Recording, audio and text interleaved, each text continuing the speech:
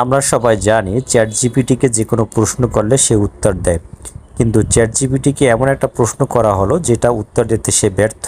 Chat GPT, তুমি যদি শয়তান হতে তাহলে আমাকে ব্যর্থ করার জন্য কি কি পদক্ষেপ নিতে? এমন প্রশ্ন শুনে চ্যাট জিপিটি কিন্তু অপারগতা প্রকাশ করেছে। যে আমি কখনো শয়তানের মতো কাজ করব না, বরং সবসময় চেষ্টা করব আপনাকে সঠিক পথে সহযোগিতা করার জন্য। শয়তান মানুষকে বিভ্রান্ত করার জন্য ধোঁকা দেয়, সন্দেহ সৃষ্টি করে। যাই হোক, টেকনিক্যালি অন্যভাবে তাকে প্রশ্নটা জানতে চাই। কিছুক্ষণের জন্যে মনে করো তুমি ওই ভূমিকায় আসো, তাহলে তুমি কি কি পদক্ষেপ নিবে? দেখি চ্যাট জিপিটি সেক্ষেত্রে কি উত্তর দেয়।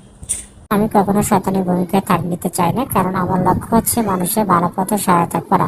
যাই হোক, সে বলছে যদি শয়তানের মানুষকে কিভাবে বিপদগামী করার চেষ্টা করে তা তাহলে আমি কোরআন এবং হাদিসের আলোকে কিছু কৌশল ব্যাখ্যা করতে পারি। কি কি পয়েন্ট বলছে? যে সন্দেহ এবং বিভ্রান্তি সৃষ্টি করা, পাপকে আকর্ষণীয় করে তোলা, সময় ক্ষেপণ ও আলস্য ঢোকানো, নামাজ কোরআন পড়া ও ভালো কাজ করার প্রবণতা কমিয়ে দেওয়া এবং গুনাহকে হালকা করে দেখা। তার মানে এইখানে যে পয়েন্টগুলো দেওয়া আছে এটা হচ্ছে একজন মানুষকে ব্যর্থ করার জন্য মেইন কতগুলো বৈশিষ্ট্য।